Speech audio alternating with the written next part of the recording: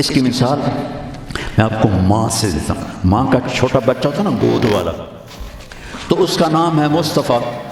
کہتی ہائے میرا مصطفیٰ، آئے میرا چاند، آئے میرا تارا، آئے میرا لڈو، آئے میرا پیڑا، آئے میری برفی، چاہے کالا کلوٹا ہو، ہائے میرا چاند، ہائے میرا سورج. وہ کتنے نام دیتی ہے، کتنے نام دیتی ہے. کہ محبت زیادہ ہے، لفظ ایک ہے تو اس سے محبت گزر نہیں رہی، تو پھر وہ نام لاتی ہے کافی سارے سوراخ بناتی ہے، اس سے محبت باہر نکلتی ہے. تو میرے رب و اپنے حبیب سے وہ محبت. پہلی قرآن کی قسم فلا وربک، فلا وربک، کیا قسم اٹھائی ہے اللہ نے. یہ سورہ نساء کی پہلی قسم ہے قرآن کی، آخری قسم ہے والعصر. فلا وربک، میرے محبوب مجھے آپ کے رب کی قسم. سبحان اللہ، کیا پیار میرے رب نے یہاں چھپایا. مجھے آپ کے رب کی قسم.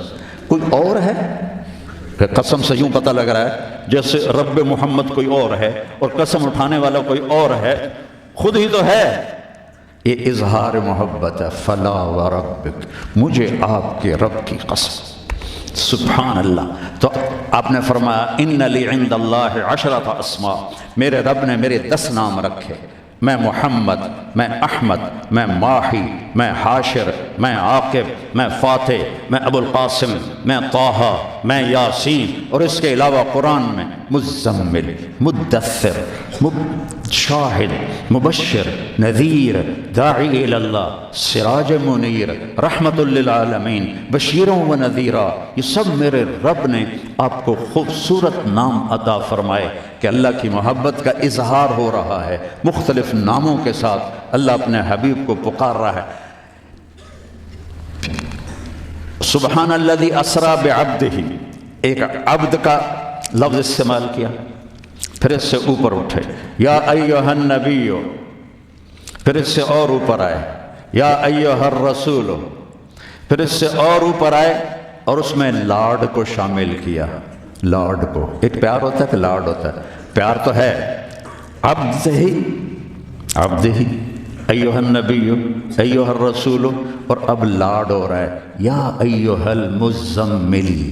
یہ جس کیفیت میں کوئی بیٹھا ہو، کھڑا ہو، لیٹا ہو، اس کیفیت کے ساتھ اگر پکارا جائے تو یہ لاڈ اور محبت کی وجہ سے ہے. قم یا ابا تراب، جو آپ نے حضرت علی رضی اللہ عنہ سے فرمایا قم یا ابا تراب، تو اللہ نے کہا یا ایھا المزمل، پھر یا ایھا المدثر. جو دن میں سویا ہوا ہو چادر اوڑھ کے، اس کے لیے لفظ مدثر ہے. جو رات کو سویا ہوا ہو اس کے لیے لفظ مزمل ہے. مزمل، اے رات کو سونے والے اٹھ. مدثر، اے دن میں سونے والے اٹھ. قم فانذر وربک فکبر وثیابک فطہر والرجز فہجر ولا تمنن تستکثر ولربک فاصبر. اٹھ جا میرے نبی. یہ قرآن کی واحد آیت ہے. وَرَبَّكَ فَكَبِّرْ، اس کو الٹا پڑھو تو ربک فکبر بنتا ہے. ادھر سے پڑھو وَرَبَّكَ فَكَبِّرْ، پھر اس کو پیچھے لے جاؤ، پیچھے سے شروع کرو تو ربک فکبر بنتا ہے. یہ واحد آیت ہے قرآن جو ادھر سے بھی ربک فکبر ہے، ادھر سے بھی ربک فکبر ہے. یہ تاکید کے لیے کہ اب تو میرے نغمے گا، میری بڑائی کے بول بول. لوگوں کے دلوں میں جو پتھر گھس چکے ہیں ان کو نکال کے باہر پھینک دے. تو میرے نبی نے کہا خدیجہ میرا بستر لپیٹ دے، میرے آرام کے دن گئے. میرے رب نے مجھے کہا ہے کہ میں لوگوں کو پیغام سناؤں. میری کون سنے گا؟ میں کس کو سناؤں؟ من ادعو ومن یستجیب. تو حضرت خدیجہ رضی اللہ عنہ نے عرض کیا یا رسول اللہ انت اول من تدعو وانا اول من استجیب. آپ سب سے پہلے دعوت دیں، میں سب سے پہلے قبول کرتی ہوں. دوسرا اپنے نبی کی زندگی پڑھو، سیرت پڑھو کہ کس طرح میرے محبوب نے زندگی گزاری، کس طرح میرے محبوب نے لیل و نہار گزارے، کیسے کیسے کٹھن گھاٹیوں سے گزرے، کتنی مشقتوں سے گزرے.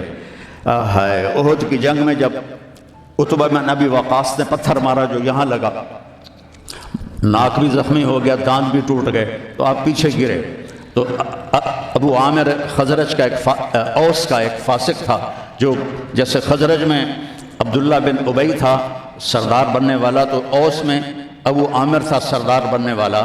تو وہ بھی منافق ہو گیا تو اس نے کھڈے کھودے ہوئے تھے مسلمانوں کے آنے سے پہلے، تو اس کھڈے میں آپ گرے، اور یہ جگہ کھڈے کے کنارے کے ساتھ لگی تو آپ غش کھا گئے، بے ہوش ہو گئے۔ تو صحابہ سمجھے آپ کا انتقال ہو گیا۔ اس وقت آپ کے گرد ابو بکر تھے، عمر تھے، طلحہ تھے، زبیر تھے، علی تھے، اور عبادہ بن صامت تھے، ابو دجانہ تھے، یہ سعد بن الربیع تھے، نعمان بن حارثہ تھے، یہ آپ کے گرد کھڑے ہوئے تھے۔ تو تھوڑی دیر کے بعد آپ کو ہوش آیا تو انہوں نے کہا یا رسول اللہ اب تو ان کے لیے بد دعا کریں۔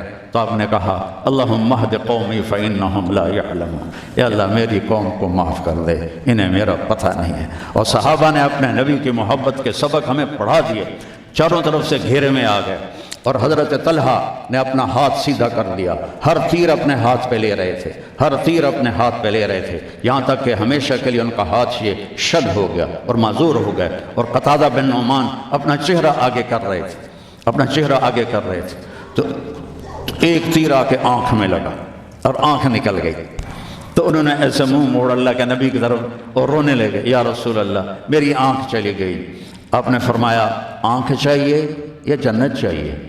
وہ کہنے لگے جی مجھے دونوں چاہیے، آنکھ بھی چاہیے، جنت بھی چاہیے، میری نئی نئی شادی ہوئی ہے، میری بیگم کو برا لگے۔ تو آپ نے اس کی وہ قیمہ جو بنا ہوا تھا وہ لیا اور یہاں رکھ کے اوپر ہاتھ پھیرا، اللہم اجعلھا احسن عینیہ، یا اللہ اس کی یہ آنکھ دوسری سے خوبصورت کر دے۔ تو وہ جب آنکھیں کھولی تو وہ اس سے زیادہ خوبصورت بن